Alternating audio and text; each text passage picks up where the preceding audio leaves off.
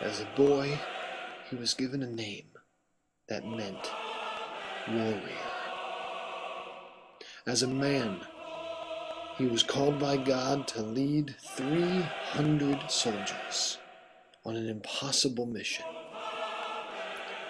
But we are not talking about a king from Sparta. This is a story straight out of the Bible. This is Gideon.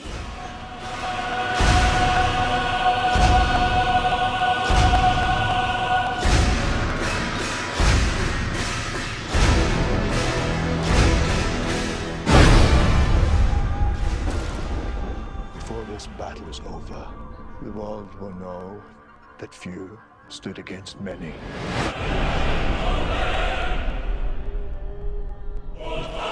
I'm excited you guys are here. You guys excited to be here tonight? You know what? I don't even feel like I have to ask you twice, but I'm going to. Are you guys excited to be here tonight? All right. Well, I am pumped you guys are here, guys. I have been nervous about this message all day. You want to know why? Because I'm stupid excited about this message. It is going to be good. We're doing Gideon's 300, Night 2, or as I like to call it, King Leonidas' copyright infringement. Okay? King Leonidas is the guy that was the main character in 300, for all of you who didn't get that joke, okay? Because that seemed to have went right over every single person's head. So, who are we talking about? Gideon. Quit playing like you're interested, bro. Okay. I'd much rather you not be interested. All right, so we were talking about a guy named Gideon. Gideon was this nobody guy, never even been in a fight, and then all of a sudden God shows up and says, you're going to fight people and you're going to win.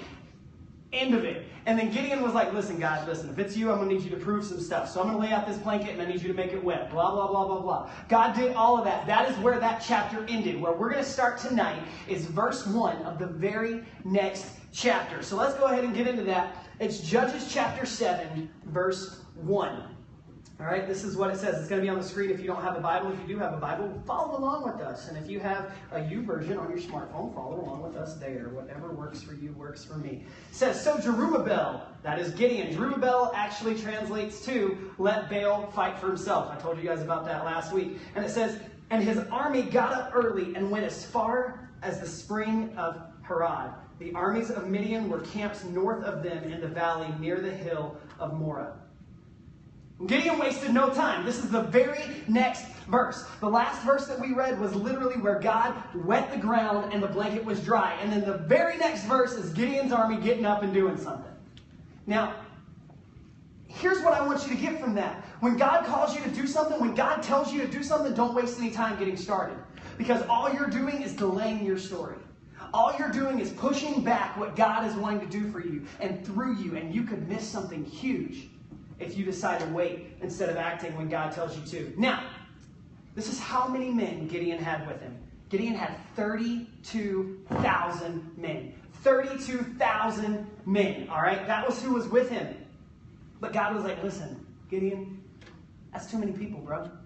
It's way too many people. Here's what I need you to do. I need you to tell those people, anybody that's afraid, anybody that wants to go home, you're free to go. Leave. Everybody go home. If you're not going to fight, get out of here. You're no good to me if you're not going to fight.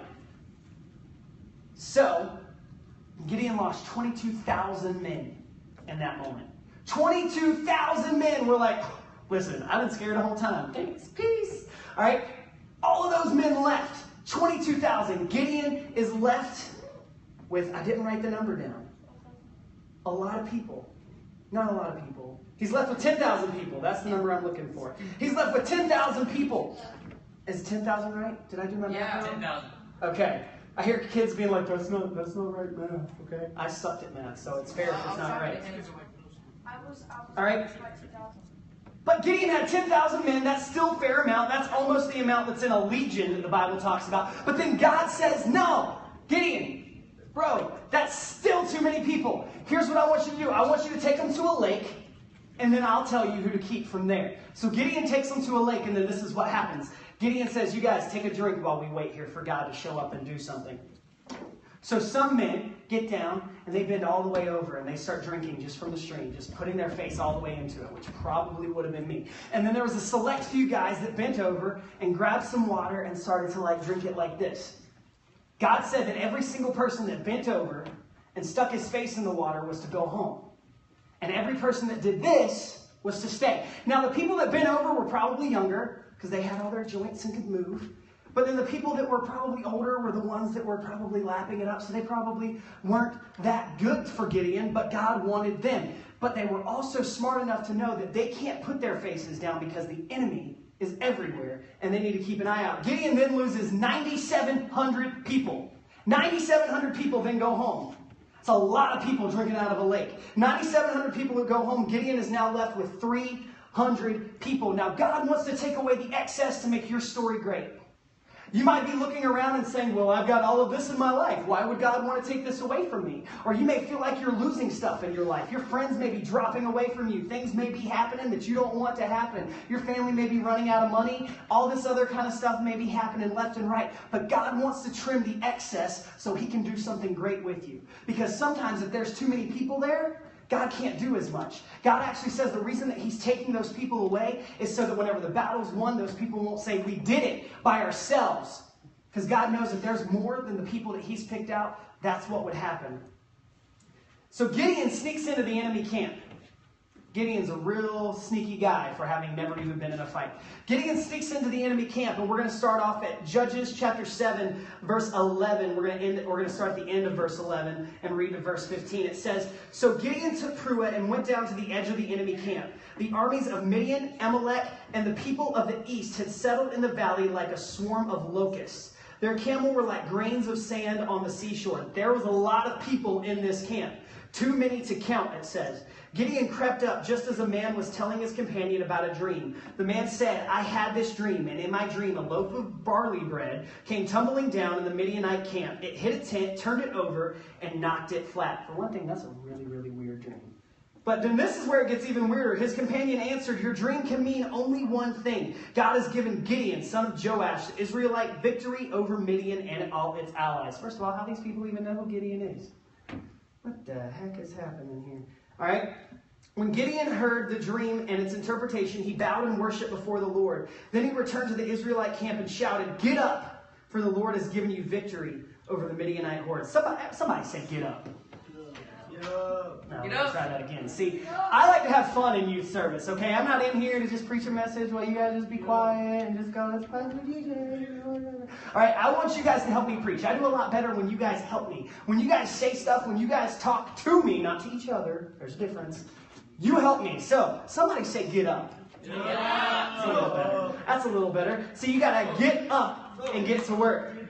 The time's come, Gideon's pumped. Gideon just had it confirmed for a fourth time that he is going to win this battle. Gideon is pumped. So this is what he does. A man who's never been in a battle before in his life has the most creative idea ever.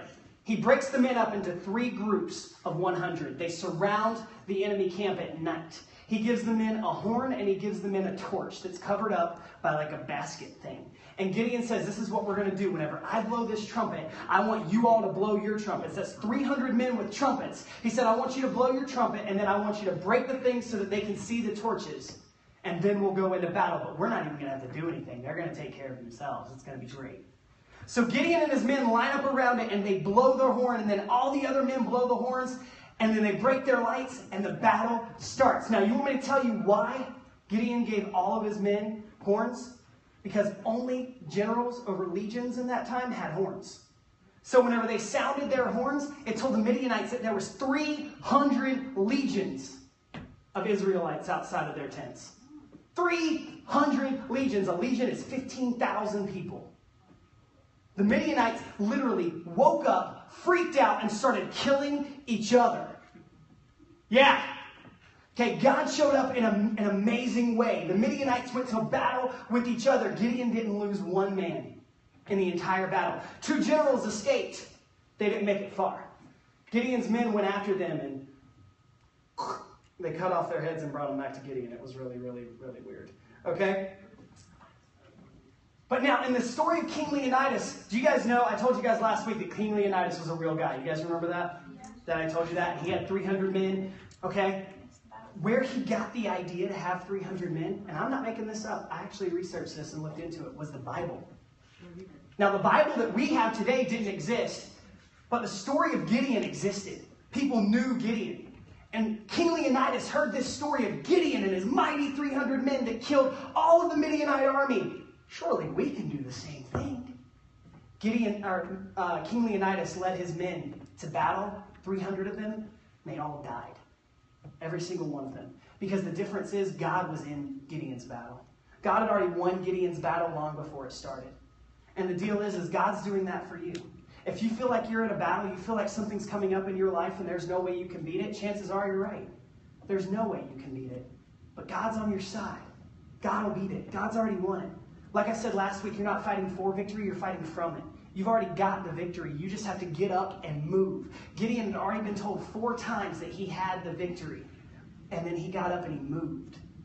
So if you're going through something, God is wanting to use you. God is going to win your fight. God is going to do amazing things in your life, and God ultimately wants to be glorified. The difference with King Leonidas and Gideon was King Leonidas was fighting for his glory. He was fighting for his men, his people. Gideon was fighting for God.